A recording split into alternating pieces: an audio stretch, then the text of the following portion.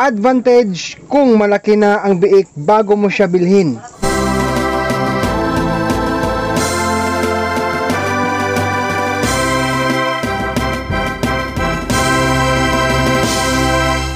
King's VitaPlus Animal Feed Supplement. Magandang araw po sa ating lahat, viewers. Welcome back po dito sa aking channel. Ako po si Dodong Villaran, ang magbibigay na naman po ng simpleng idea dyan sa aking mga kababayang baguhan pa lang sa gustong magkaroon ng baboy fattener, sa pagpili ng biik gagawing fattener. Sabi po ni kabayang Jean Colindres, dagko naman abi ang mga edik nga ginbakal ko, Kuya Dodong. Siguro 16 to 22 kilos na ito. Pero kung pagbakal 35 days pa lang, bagong walay, hindi na kalabot base sa experience. Atin pong tatagalogin ha. Sabi niya, malalaki na kasi ang mga biik na binili ko, Kuya Dodong. Siguro mga 16 to 22 kilos na sila. Pero kung sa pagbili ay 35 days old pa lang, bagong walay, hindi yan aabot ng mabigat na timbang base sa karanasan ko. Ibig po sabihin kasi sa comment na to, ay ito po si Jean Colindres ay isa nating supporter, ay nag-comment po sa isa kong video or sa mga video ko na 8 batch fatteners ko na mabigat po ang timbang no. So dahil dyan, ito po, meron akong direct to the point na ibibigay na munting tip or idea, handog ko po para sa mga beginners dyan. Sa mga expert dyan, mabuhay po kayo. So advantage kung malaki na ang biik bago natin bilhin sa babuyan na atin pong pagbibilhan. Tip number 1. Kapag 10 kilos paitaas ang timbang or body weight ng isang biik, ay maganda na yang bilhin mga kababayan para mabilis silang lumaki kasama po sa ating tamang management at maikling panahon na lang ang ating pag-aalaga sa kanila sa mabilis na panahon or mabilis silang mag-good size sa wastong pag-aruga natin sa kanila. Number 2, kung mababa po sa 10 kilos body weight ang biik na ating mabili or nabili sa mga kahag resource natin. Kagaya na lang po sa halimbawa na lang 6 kilos to 7 kilos body weight ang nabili nating biik. Medyo matagal talaga lumaki ang biik na yan, lalo na po kung yan ay bansot.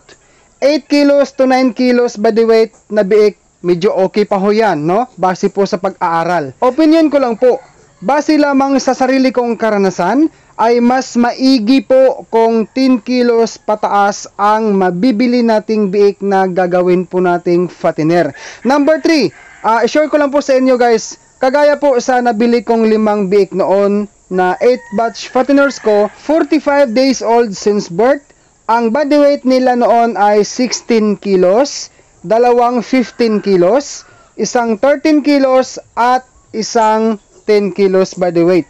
Sa 2 buwan na pag-alaga ko simula sa pagbili ko sa kanila ay umabot po ng 95 kilos, 93 kilos at 86 kilos. Pero yung guys, yung 70 kilos, yun po ang pinakamaliit na baboy or ang bunsong baboy sa 5 silang magkakapatid. 1 week po bago ang disposal ko sa 4 na baboy na yon. Number 4 po, kung sakaling nakabili tayo ng biik na mababa sa 10 kilos ang timbang, gawin na lang po natin ang nararapat na gawin sa tamang pagpapakain, bigyan ng sapat sa patubig po, regular na pagpurga, at tumanggap ng turo mula po sa ating brand technicians. Bonus tip po, handog ko sa mga baguhan.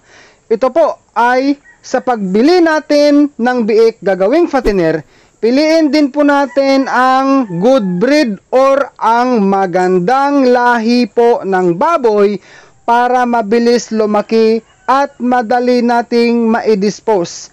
Yan po ang advantage sa hybrid pig kaysa native pig. Sa mga viewers ko pala dyan na nagtanong sa akin kung ano ang lahi ng baboy ko ngayon, itong third party ko po ay F1 po ang inahin, crossbreeded sa Durok. At if 1 din po ang similya ng barakong ginamit ko sa pag-AI or artificial insemination ko noon sa akin pong mother pig, ito na po yun guys, ang mga biik na ito na third party po, ang 10 resulta na blessing ni Lord sa akin. Bago po tayo magtatapos sa video na ito, sabi po ni Kabayang sa Diri Bahador, Kuya Dudong, nagpapasalamat ako sa iyo dahil sa vlog mo po. First batch na baboy ko po, umabot po ng 101 kilos ang timbang po nila. Kahapon ko lang po naibenta. Happy New Year po, Kuya Dudong. Mabuhay ka po, Kabayang sa Diri Bahador. Congratulations po sa iyong nakamit na 101 kilos na timbang sa baboy mo po. Sabi naman ni Kabayang Noy Lifestyle TV, Kuya Dong, pwede ba ako makahingi ng idea nyo sa feeding guide from biik hanggang sa ma-dispose na? Ibig sabihin po, fattener po, no? Mula biik hanggang i-dispose. So, sa mga viewers ko dyan na hindi pa ako nagkakaalam, nilagay ko po ang link dyan sa description. Link po ng feeding guide na maaari pong makakatulong sa iyo. Ang sabi naman po ni Kabayang Fidinel Jan Banjula, Kuya Dudong, sa umpisa ng ma-AI ang inahin hanggang manganak, pwedeng lagyan ng King's Beta Plus ang kanyang feeds? Ang sagot ko po ay opo, pwede. Pero guys, tandaan po natin, ito po concern ko, handog ko po sa inyong lahat. Kapag po kayo ay gagamit ng King's Beta Plus Animal Feed Supplement, suggest ko po, simula ma-AI siya ngayon halimbawa, hanggang po sa manganak po siya, every other day mo lang siya gamitan ng King's Beta Plus Animal Feed Supplement. Bakit Kuya Dudong ganyan ang advice mo sa amin? Dahil ang rason po, para hindi masyadong tumaba at hindi masyadong lumaki ang kanya pong mga biik sa kanyang sinapupunan. Ang problema, kapag po sobrang malaki or sobrang mataba ang kanya pong mga biik sa kanyang tiyan, no? Mahihirapan po siyang manganak.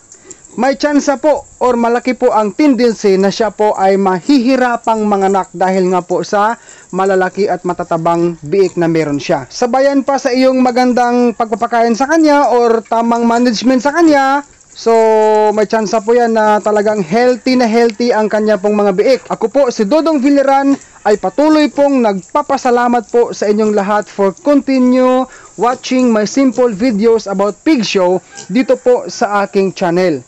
Kung ikaw po ay mahilig manood sa baboy show, kung hindi ka pa ho nakapag-subscribe, mag-subscribe ka na po at i-click mo ang notification bell para po updated ka palagi sa mga bago ko pong ina-upload sa simple video sa pig show. At paki-like na rin po pala guys ang video na ito para po sa YouTube algorithm nang ma-recommend pa niya po sa ating mga kababayang baguhan pa lang sa pagkaroon ng pag-alaga ng baboy nang malaman nila ang ating pong simple idea sa ating topic ngayon.